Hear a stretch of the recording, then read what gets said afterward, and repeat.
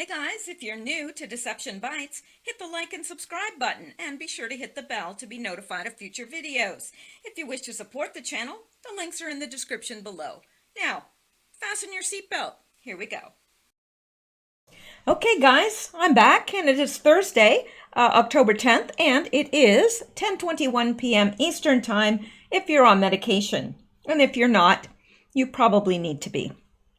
Let's get into the news. Now, I do have some people to thank, but I'm going to leave that to the end of the show. I know the diehard listeners listen right till the very end. So, all right, let's get into it. All right, now, let's just start here. It's as good a place as any to start.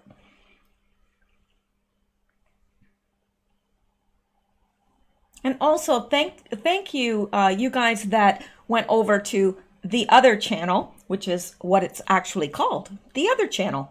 For those of you that went over and subscribed to that, thank you so much. I do want to get that channel going. I'm not going to be posting anything there tonight, but I will be tomorrow. So I'm going to put the link if you missed that. I know several people I noticed in the comments were asking for a link to it. I did post, pin it to the top of the comments last night, but probably some of you missed it. So I'm going to put that and pin it to the top of the comments tonight as well, the link to that channel. And please go over and give it a like and subscribe. If you haven't listened to it, it's that particular video is about the power outages in California, and I've got a follow-up to do as well on the same topic, but that's going to have to wait until tomorrow night, unfortunately, because I am dog tired. I don't know why it's only dogs that get to be tired, but I don't know how else to describe it. I am like so tired just from everything. It just kind of hit me all at once. And I thought, no, I gotta post tonight because I missed so many nights when my stepfather was ill. So I feel like I owe that to you guys. Okay, now let's get into this. Elizabeth Warren offers blacks $1 trillion in reparations for environmental racism. What the heck is environmental racism? Well, I guess we're gonna find out. According to Elizabeth Warren, white people make all of the air pollution. Really? Wow, I didn't realize that only white people pollute the air. Did you realize that? No. Wow, that's not very nice of us, is it? I'm just saying. So, yes, it's white people that pollute the air, but only black and brown people breathe this polluted air. You lost me there, Liz, Pocahontas. I don't really get it. So let me tell you, let me get this here. You're trying to tell me that it's only white people that pollute the air, but it's only black and brown people who breathe it in? So that means that if I'm in a cloud of pollution and I've got a black friend standing beside me, it's only him or her that's going to breathe in the pollution, but not me? Wow, I wonder how that works. Really? Seems scientifically impossible to me, but hey, you're the expert. Warren released some kind of a plan today that pairs, oh, wait, hang on here.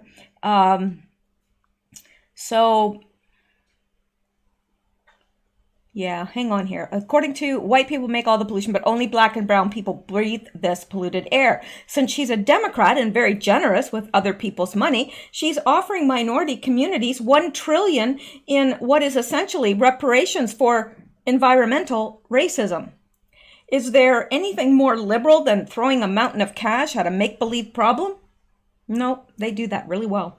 Actually, there is throwing a mountain of cash at a make-believe problem to pander for minority votes. No, really. Black people aren't stupid. They're black. That's it. They're exactly the same as you and I. And you may be black, brown, whatever.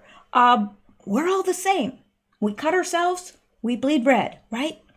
Well, you know, I would be really, really offended if I was listening to Elizabeth Warren talk about that and I was black, brown, or otherwise. In fact, I'm actually not white. I'm Native, but I look white. So, you know, I would just find that very, very insulting. You know, that she thinks that I'm stupid enough to buy that it's all the white people polluting, but I'm the only one as a black person or brown or whatever, what have you, the only one that breathes it in. Somehow the whites are immune to it all. Doesn't make sense, does it? But then, does she ever make sense? Is there anything more liberal? No, than throwing a mountain of cash at a make-believe problem? Well, Warren released some kind of a plan today that pairs the global warming hoax with the false America is racist narrative, calling the Fighting for Justice as we combat the climate crisis plan. Warren wants to waste a ton of our dollars addressing two things that don't exist. Don't worry, Democrats. Believe in science. So Warren's plan comes with some rock-solid liberal nonsense. Really, is anybody stupid enough to fall for this? Except for the Democrats? Really? Nobody's stupid enough to fall for this. I don't know anybody that's that stupid. Really. I know some people that are a little challenged. You know, they don't have that much between their ears, but they have more than enough to realize that this is absolutely ludicrous. Anyway, a seminal study found that black families are more likely to live in neighborhoods with higher concentrations of air pollution than white families, even when they have the same or more income. Okay. If these black families are wealthy, if these black families are wealthy than white families, why don't they simply move to a less crappy neighborhood? That seems like a free and easy mix, doesn't it? Why should those well-to-do black families get $1 trillion because they can't figure out they shouldn't be living next to an oil refinery? Warren didn't answer that question, but she did drop some more of that liberal science to make her case. A more recent study found that while whites largely cause air pollution, blacks and Latinos are more likely to breathe it in. Say what? So there is a white way of breathing that allows Caucasians to take in less pollutants while breathing the same air as blacks and Latinos? What? Also, WTF is a Latin, well, this says Latinx. I said Latinos because I don't even know what that is. Latinx. Have you heard that before? I haven't. That's why I figured it was a typo, so I said Latinos.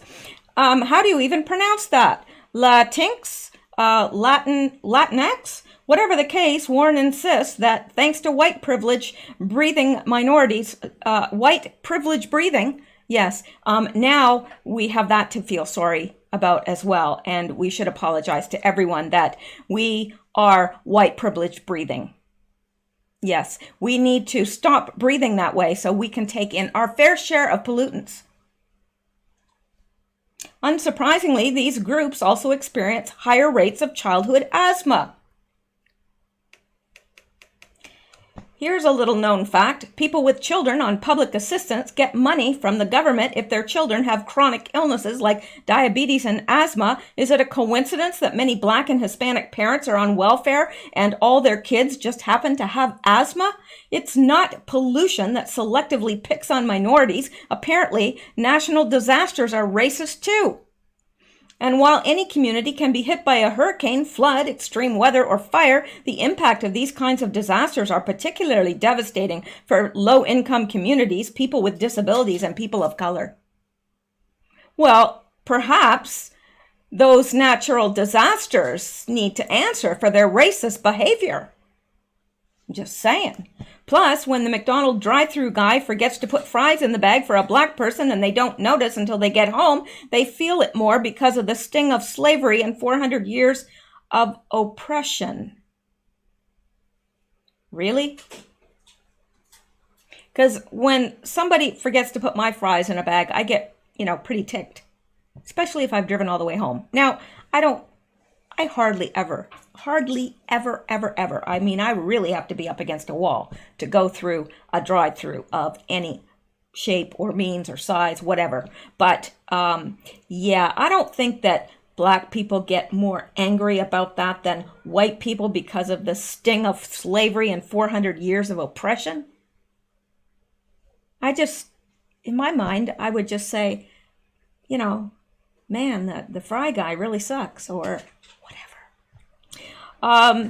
As Warren sees it, racism is the reason why poor people, the non-white ones, suffer. Oh, of course, it's all about racism. The natural disasters are racist, the pollution is racist, and we are racist because we are white privilege breathing. Stop it.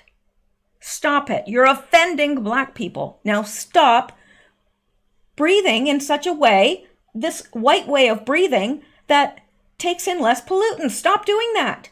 We need to breathe in our fair share. For heaven's sakes, people. So, our crisis of environmental injustice is the result of decades of discrimination and environmental racism compounding in communities that have been overlooked for too long. It is the result of multiple choices that put corporate profits before people while our government looked the other way. It is unacceptable, and it must change. And she's prepared to give you money in reparations. I'll direct 1/3 of my proposed climate investment into the most vulnerable communities, a commitment that would funnel at least $1 trillion into these areas. Holy crap. Warren's global warming plan costs $3 trillion, and she's going to give $1 trillion of that to minorities to make up for her party's history of racism. That money should definitely come out of the Democratic Party's wallet, not the taxpayers. It's great that Warren feels so sorry for all the horrible things Democrats have done to blacks over the years, but Democrats should finance the apology. Yeah, why is it that the taxpayers always have to fund everything? Really? I'm just saying, you go, if you have friends that are black, and you probably do, go ask them, do you feel that you're breathing in more pollutants than I am as a white person? Just ask them and look and see what their reaction will be. They'll be like, what? Say what? Yeah. Okay. Alrighty. Let's go back now, because we can. Now, let's look at this, because this is a little bit of good news. No, it's a lot of good news, and I think it's going to cut down on child trafficking on U.S. soil. Trump rids major U.S. container port of Chinese communist control. Trump rids major U.S. container port of Communist Chinese control. This is from Judicial Watch. Corruption Chronicles. Under a long-term deal sealed by the Obama administration, a Chinese communist company was set to control the second busiest container port in the U.S. In an unreported Trump administration victory, the communists are out after a drawn-out national security review forced a unit of China-based Costco Shipping Holdings Company, Orient Overseas Container Line, OOCL, to sell the cherished container terminal business, which handles among the largest freight of imports into the U.S. This is very, very good news. It all started with a 40-year container terminal lease between the Port of Long Beach in Southern California and Hong Kong. The Obama administration proudly signed the agreement in 2012, giving China control of America's second largest container port behind the nearby Port of Los Angeles. One of the Trump administration's first big moves was to get the communists out of the Port of Long Beach. After a national security review and federal intervention, the Long Beach terminal business, which handles millions millions of containers annually is finally being sold to an Australian company called Macquarie Infrastructure Partners that essentially kills China's decade-long contract with the Obama administration. The deal never should have been signed in the first place, considering the faculty's size, significance, and the national security issue associated with a hostile foreign government controlling it. The Southern California port is the premier U.S. gateway for the trans-Pacific trade, according to its website, and handles trade valued at more than $194 billion annually. It is one of the few ports that can accommodate the world's largest vessels and serves 140 shipping lines with connections to 217 seaports around the world. The faculty encompasses 3,200 acres with 31 miles of waterfront, 10 piers, 62 berths, and 68 post-Panamax gantry cranes. In 2018, the Long Beach port handled more than 8 million container units, achieving the busiest year in its history.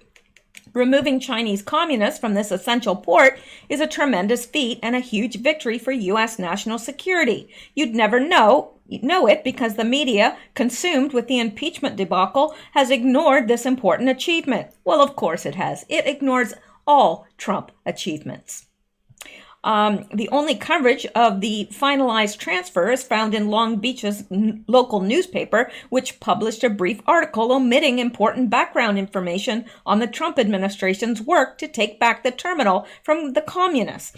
The story makes it seem like a regular business transaction in which a Chinese state-owned company reached a deal to sell the terminal, one of the busiest in the port, for $1.78 billion. The piece also quotes the Port of Long Beach's deputy executive director saying that the transaction process was intricate and involved one of our most valuable port assets. Buried at the bottom of the article is a sentence mentioning that the U.S. government, which regulates mergers for antitrust and security reasons, stepped in and required Costco to sell its right to the container terminal.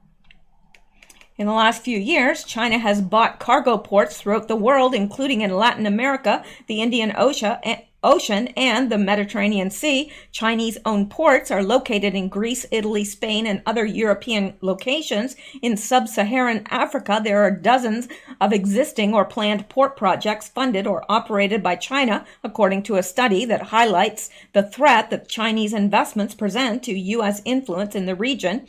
One troubling analysis points out that Costco's commercial expansion has created leverage for Beijing, leverage that has already resulted in countries that host Costco ports adopting China's position on key international issues. So it makes you kind of wonder why Obama would have allowed the communist Chinese right in our back door, controlling the second busiest port in the U.S. It kind of makes you wonder, wouldn't it? No, I don't wonder at all. We know that he is a sellout, a traitor, and really isn't American at all. All right, let's go on. And this is just about one of the smallest things I've ever heard about in terms of it's immature, it's underhanded. I don't know what else to say about it. But get this, Minneapolis mayor is having all porta potties removed from outside Trump rally venue. Talk about petty. And they have been removed. So say some of the people that are in lineups. Of course, they're in there now. Well, it could be over with now. I think it started at 8. Anyway, imagine. I mean, I think weren't they saying that there's 72,000 people in there? 72,000. Do you think Biden could do that? Do you think Hillary could? Not ever. There isn't 72,000 people in the entire world that wants to hear Hillary.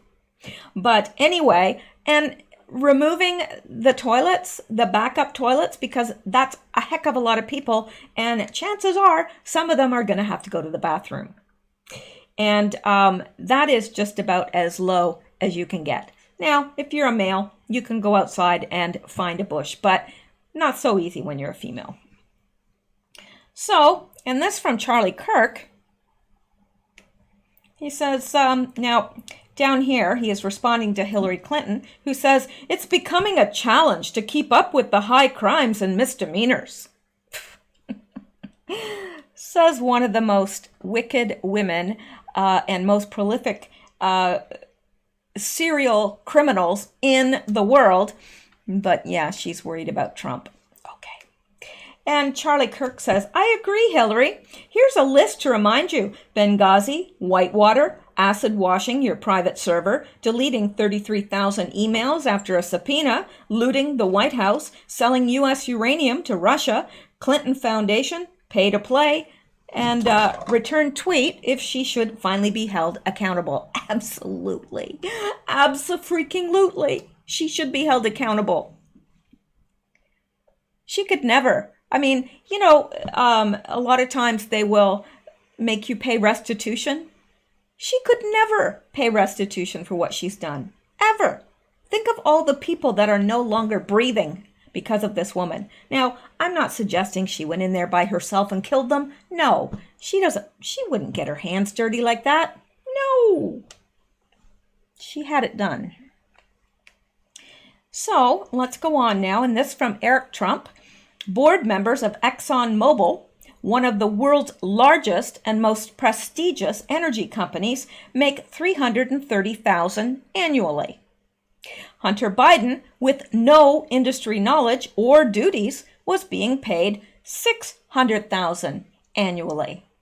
All of this while the average annual salary in Ukraine is $1,700 per year. Per year. That's the average annual salary. $1,700 per year. ExxonMobil executives make $330,000 annually, but Hunter Biden, who has no industry knowledge whatsoever, and previously to getting this job was kicked out of the Navy for cocaine use. Yeah, but he's getting $600,000 annually. Kind of puts things into perspective, no? I think it does. Now, here's something that we all need to pay attention to, even though, well, no, actually, it is stores in the US and Europe. So we do need to pay attention to this. Really close attention to this. So here we go. ISIS supporters call for poisoning of food in grocery stores across US and Europe. Think of that. Now, I'm not sure. Oh, this is Thursday, October 10th, but this seems to have been at 9/7/17. So why did this come up? I'm not sure. But this appears to me to be an older.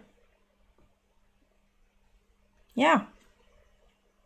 I don't know, but you know what? Since this is from 17, this is like 2 years ago. So I don't know why that's coming up as recent news, but it's not. So relax. Forget what I just said. Just pretend it never happened. All right. Now, let's see what AOC's up to. Yeah. New AOC bill proposes welfare for illegal immigrants, and that's just the tip of the iceberg. Yeah. And is it just me, or does she look really different here? I don't know why, but she looks extremely different there. Doesn't even look like her. In fact, I had to look twice and think, is that really her? Now, I know she just spent $300 on a new hairstyle, which is fine. I know things are expensive. It is expensive to get your hair, cut and colored and all that stuff, whatever. But $300. That's a little, Just saying. So anyway, AOC, Green New Deal, seems a lot more red than green, and that's by design. Her former chief of staff, Saikat Chakrabarti, if I pronounced that right, and I can just about guarantee you I didn't, admitted that it's doing nothing more than using climate as a Trojan horse to usher in a whole host of unrelated social programs, part of their socialist vision. In her latest attempt at legislation, AOC decided to carve out and spin off the Green New Deal socialism into a brand new bill, a just society. Now, I'm telling you, I don't know what the deal is here with her, but she does not look the same. But let's take a listen.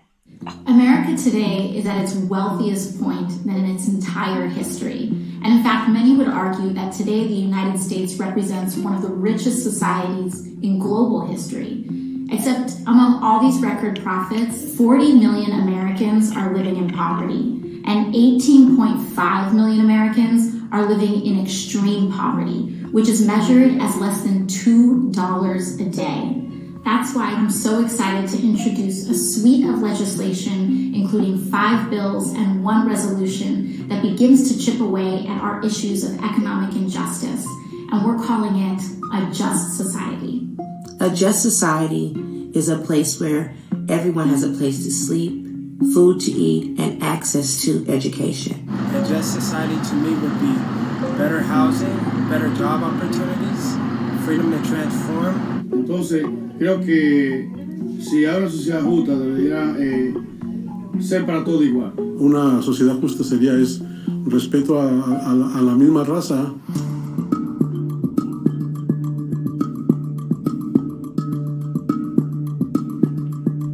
Our first bill is called the Recognizing Poverty Act, which seeks to update the national poverty guidelines in order for us to acknowledge modern life, which includes geographic cost of living, the price of health insurance, childcare, and new necessities like internet access. A just society. So I'm not going to play all this because it's almost 6 minutes, and it's almost 6 minutes, and I don't think I can handle 6 minutes of her. I'm sorry, maybe that's selfish of me, but I can't handle it, man. I can't. And I figured out what it is that's different, because when I'm very good at this stuff. I don't know why it is, but I can tell if somebody's changed, even like a tiny, tiny thing about their appearance. I don't know why, but I've always been like that. But anyway, when it went back to another video of her talking, I realized that it's all up here. She's had Botox in her, there's a name for these little things, and all up through her forehead. That's why she looks a little different. It looks good, but I'm just saying. Here she's living high on the hog, and yet she's wants to give away everybody's money. Now, hey, I'm all for a just society, but I'm not for taking from the rich and giving it to the poor. There's a reason why the rich are rich. Now, some came into it, some of it's old money, but a lot of it isn't. And when you look, you see the guy with the tattoos and saying, yeah, well, we want better equal job opportunities or whatever. And I'm thinking, well, you know what? There's a lot of places that wouldn't hire you because of all the tattoos on your face. Like, some of this is just, it's not that it's an unjust society. It's just that society rewards those who work. You work hard, you get an education for what you want to do, whether that be trade school or university, what have you, and you work hard and you get ahead. That's how it works most of the time. And a lot of the people that are really poor are people that are uneducated. They don't have a lot of. Now, I'd be all for, putting money into the educational system so that people that are disadvantaged can get a job that will pay them enough to live. So, I don't know, but this socialism is going way, way, way too far. And I've never seen the likes of it before. It just seems like this whole new crop of Democrats is all in for take from the rich, give to the poor. And it's AOC who said it wasn't fair that there's billionaires. It's not fair because there should be no billionaires, because they should take that money away from the billionaires and give it to the poor people. So you take it away from the people that are working hard and achieving something, and you give it to people that aren't, basically. And giving welfare to illegal aliens? No. Are you kidding me? They've broken the law. Anyway, as the glowing summary from her website states, a just society aims to ensure that we are on a path towards shared prosperity for all. A just society provides a living wage, safe working conditions, and health care. A just society acknowledges the value of immigrants to our communities. A just society guarantees safe, comfortable, and affordable housing. Her plan composes it. There's no more editors in the world. I think somebody has gathered them all up and killed them, because nobody can write. Her plan is composed. I'm just going to read what's not there so that it reads properly. Her plan is composed of 6 different acts with their description and flaws as follows. The Recognizing Poverty Act. I'm not going to read all this. The Embrace Act. The Uplift Workers Act, the Place to Prosper Act, the Mercy in Reentry Act, and guarantees the Economic, Social, and Cultural Rights for All Act. Now, you know why I'm not going to read them? Because they're never going to happen. That's why. They're not. I don't know. It's evident that somebody is putting all this stuff in her head, because what was it, a year and a half ago or 2 years ago, she was a bartender, and now she's coming up with all this stuff on her own? I don't think so. Call me crazy, but I don't think so. So let's go back now and see what other trouble we can get into. All right. Now, this has to make you laugh. I'm going to get rid of this before I forget, because that was old news. We don't like old news here. No. Okay, let's look at this. You got to beware of the senior citizens. You got to be careful of them. Really. Make sure you're protected against the senior citizens. Adam Schiff's staff refuses to meet senior citizens, citing security. They're senior citizens. What are they going to do to you, Adam? Well, some of these guys don't look so senior to me, and they look like there's a big fight in them left. A whole lot of fight left in them. So, Staffer Representative Adam Schiff refused to meet with a group of 10 senior citizens opposed to the impeachment of President Donald Trump at his district office in Burbank on Thursday, citing a new policy on security. Sure, Adam, sure. Yeah, I bet you if they were wanting to meet with you about the impeachment and they were all for the impeachment, sure you would have met with them. Sure you would have. The group, which included several constituents of Schiff's 28th congressional district, Trump supporters, and Tea Party activists, had informed Schiff's staff ahead of time that they would be coming. They carried homemade signs that read, "Don't impeach." Pink slip for Adam Schiff, and Schiff is a shifty character and a liar. They also carried a document listing 200 of Trump's accomplishments as part of their opposition to impeachment. The protest was live streamed on Breitbart News Facebook page, reaching over 200,000 viewers in just 2 hours. After holding a demonstration on the sidewalk in front of the office building housing Schiff's office, the group went inside and attempted to meet with Schiff's staff. Finding the door locked, they rang the doorbell. They were told that they could leave comments for the congressman on cards in the hallway, but that a new policy prevented staff from venturing out into the hallway or inviting the demonstrators inside Schiff's office for security reason. Really, beware the senior citizens. They're coming. I don't know. This is just so. Yeah, they look really scary. Yeah. They actually look like fine, upstanding citizens that have probably worked hard their entire lives, and they want to meet with their, their representative. Oh, gosh. Schiff, who chairs the House Intelligence Committee, is leading the impeachment inquiry into the president, though that inquiry has yet to be authorized by a vote of the House of Representatives as per House President. They don't care about precedent. So, yeah, there you go. It's pretty sad. Schiff is scared off by 10 senior citizens. Ooh, they're scary, aren't they, Schiff? It's okay. It's all right. It's going to be okay, Adam. Well, actually, it's not. It's not going to be okay at all, but it won't be the senior citizens that get you. I'm just saying. All right. So, let's go back. No, really. So, let's look at this. Now, remember, I think it was yesterday that we talked about the fact that the whistleblower worked with one of the Democratic frontrunners for the presidential election in 2020. Well, guess who that was? As if we didn't know. We all knew. But now it's official.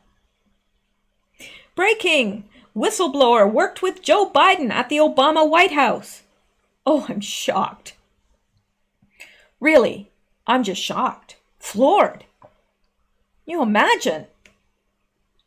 House Democrats began their impeachment push formally based on some whistleblower report that alleged President Trump tried to shake down Ukrainian President Vladimir Zelensky in July. Trump supposedly threatened to withhold military aid unless Zelensky opened a corruption probe against Hunter Biden, which we now know had already been opened in February, before he was even president. So, Trump supposedly threatened to withhold military aid unless Zelensky opened a corruption probe against Hunter Biden, son of former Vice President Joe Biden. The whistleblower is reportedly a CIA agent, a registered Democrat, and worked with the 2020 Democratic candidate. There is also a third citation indicating political bias that was not revealed. That portion was redacted, but the report is secondhand sourced and riddled with errors because this person didn't listen in on the call. The Trump White House also released the transcript, which totally debunked the quid pro quo aspect of this circus. And that's all it is. It's a circus, and it's a really bad one. Like, really, have you ever been to a bad circus? Like there's no elephant, there's no trapeze artists, nothing. There's no lions and tigers and bears. Nothing. That's a bad circus. Yep. I went to a zoo one time. It was a really bad zoo. No, it was like a really bad zoo. And I know, you're probably saying, well, how can a zoo be bad? No, it was bad. You know why? Because the only thing this zoo had was a little dog. It was a Shih Tzu. Okay. I should have said shite. But then it wouldn't have made sense. The joke wouldn't have made sense. Okay, so anyway, the 2020 Democratic candidate with whom the CIA whistleblower had a professional tie is Joe Biden, according to intelligence officers and former White House officials. Lawyers for the whistleblower said he had worked only in the executive branch. The Washington Examiner has established that he is a career CIA analyst who was detailed to the National Security Council at the White House and has since left. On September 26th, the New York Times reported that he was a CIA officer. On October 4th, the newspaper added that he was detailed to the National Security Council at one point. Michael Atkinson, the intelligence community's inspector general, told members of Congress that the whistleblower had a professional tie to a 2020 Democratic candidate. He had written earlier that while the whistleblower's complaint was credible, he had shown some indicia of an arguable political bias in favor of a rival political candidate.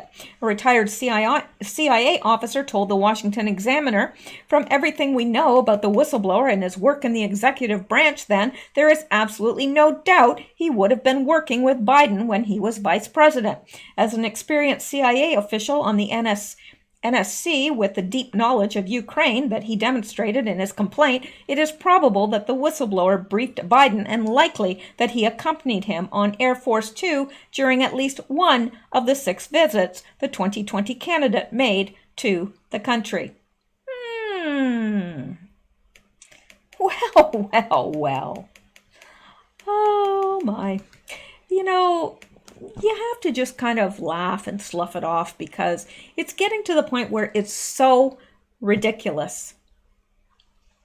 And really, sometimes I look at people that just think they just follow everything that they're told and they don't question any of this. And I think, how do you feed and clothe yourself?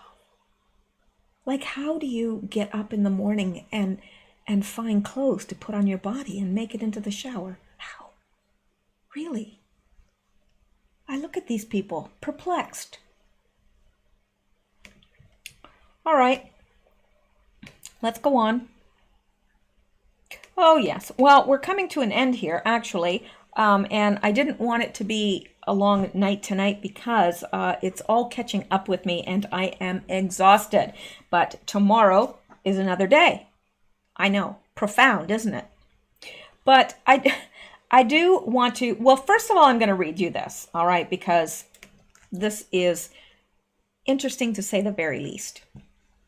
Mark Consuelos, now you know who that is. He is married to Kelly Ripa.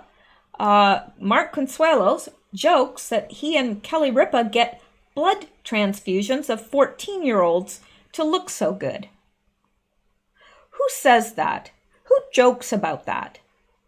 Where would you even get a joke like that if you weren't aware that there were people doing it? I don't think he was joking, personally. I think he was dead serious. It's obvious that Kelly Ripa and Mark Consuelos are in incredible shape, but what's their secret? On Monday's episode of Watch What Happens Live with Andy Cohen, a caller asked guest Consuelos how he and his wife Ripa have managed to look smoking hot for 30 years. We have blood transfusion of 14-year-olds, he joked. No, we're smaller people, so our heart doesn't have to work as much getting blood up and down. I don't know. We work out. Okay, we're small people, so our heart doesn't have to work so hard getting blood up and down? Yeah, that must be it. It's obvious that Kelly Ripa, okay, sorry, I've already read that, and I was going to read it again, and there's no need to. So anyway, Consuelos, 48, and Ripa, 49, tied the knot. Okay, first of all, that's not that old, really. You know, they're still in their 40s. It's not like they're 70 or 80. Not that that's old. I have to say that because my mother's in her 80s and my stepfather's in his 70s, so I've got to say that. Anyway, Consuelos, 48, and Ripa, 49, tied the knot in 1996 after meeting on All My Children. Today, they share 3 kids, Michael, 22, Lola, 18, and Joaquin, 16, during a chat with her co-host Ryan Seacrest on Tuesday's episode of Live with Kelly and Ryan. Ripa revealed she had recently undergone epigenetic testing with her doctor. It's so fascinating. It tests you for everything. They do a blood test and then a test where they connect you to electrodes and scan your whole body. She said, I learned a lot. I learned what's living in my blood, which has escaped from my gut. All kinds of crazy stuff. The biggest takeaway from the test, I'm 49 years old in age, my chronological age, but my biological age is 35, Ripa said, jokingly adding, I was like, is that all? Because I would say it's much younger. Yeah. So, and there they are, and they do look, like, she looks incredible for 49, really. And I don't know, maybe she's had some work done or maybe not. But, and they both look really good. So, I don't know. Maybe they're doing what other people in Hollywood seem to do, and they're taking those blood transfusions. Young blood, you know. On an episode of her talk show last month, Ripa called her husband's good looks an outrage, joking that while Consuelos just cuts back on a few indulgences to slim down, I would need a plastic surgeon to get that shredded and glistening look. Whereas Mark just needs to not drink half and half for 1 cup of coffee, she said. He's like, oh, I didn't drink half and half, and then I took a steam shower. I think I look pretty good. What do you think? I'm like, I can't talk to you anymore. Joking aside, Ripa admitted she also has a metabolism that allows her to eat her favorite things. I have the metabolism and the blood type that eats carbs, that burns pasta, she told viewers. I eat bread and I eat pasta, but they tell me that's not so healthy. An all pasta, all carb diet, and that I should have proteins and vegetables, but I swear that makes me sick. So, I don't know. What do you think? You think they were joking? Because I don't. But maybe that's just me. All right. Now, you know, I probably shouldn't hit on this, and you know, it's one of those things where you know you shouldn't, but you gotta. So really, I shouldn't click on this. I shouldn't show it to you, but I'm gonna.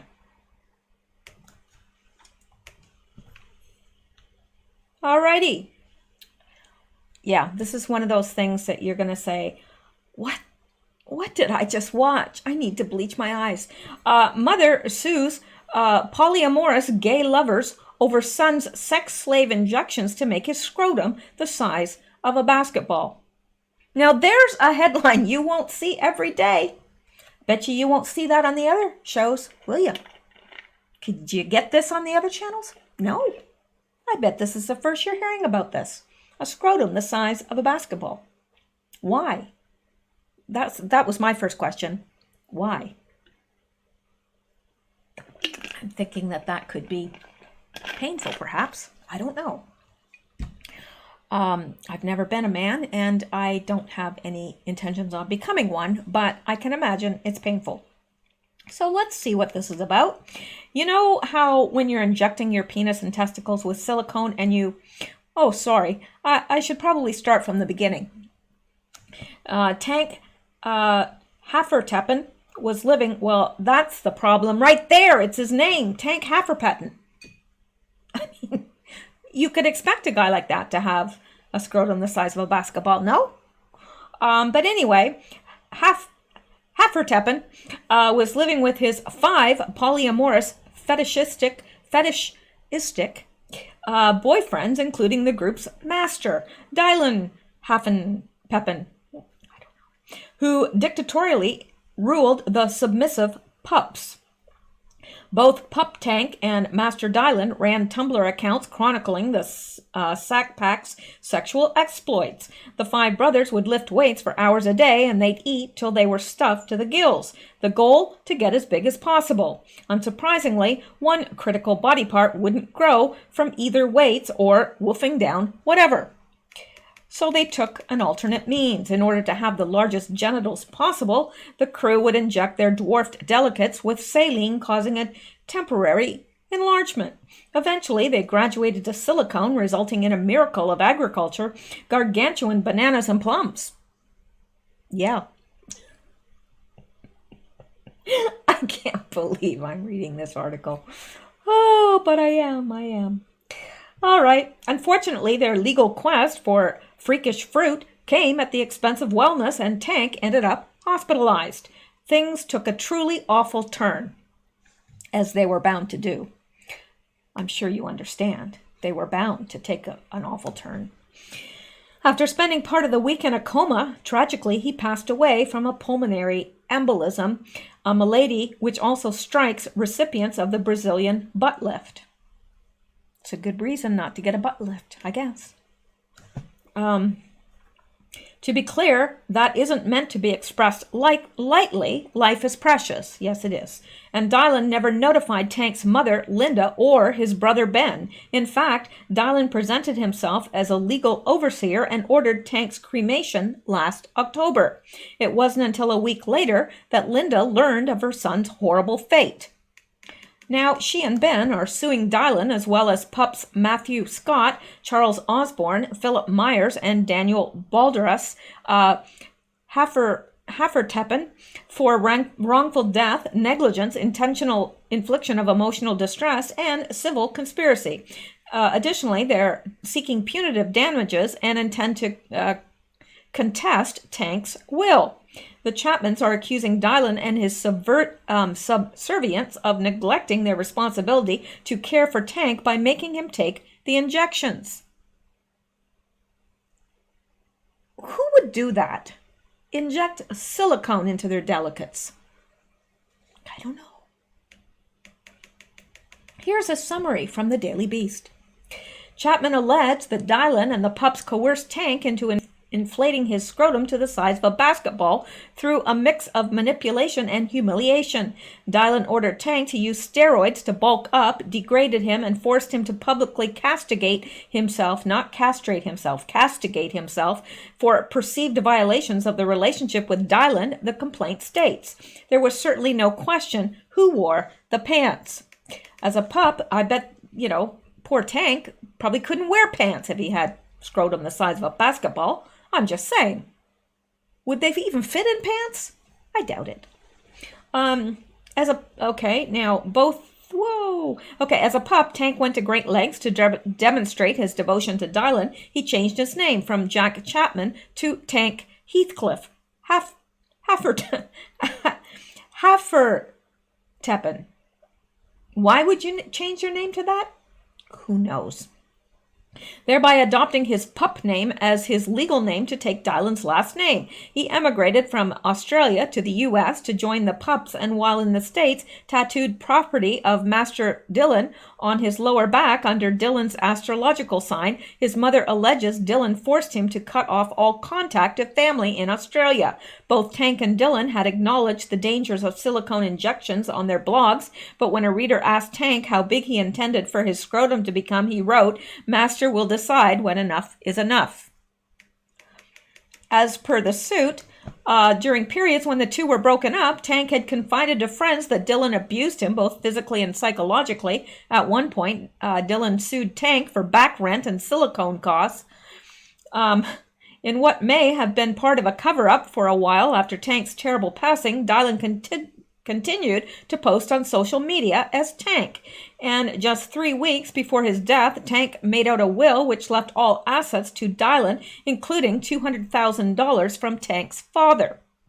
Linda claims Tank had planned to leave the cash to his autistic brother. It always turns ugly when family and lovers sue. Hopefully, this tragic story will serve as a warning to others wanting to drastically prove their loyalty to a mate. Developing a ball sack worthy of the NBA certainly makes a statement, but no basketball-sized "I love you" is worth risking your help. And I would agree. But what a bizarre story.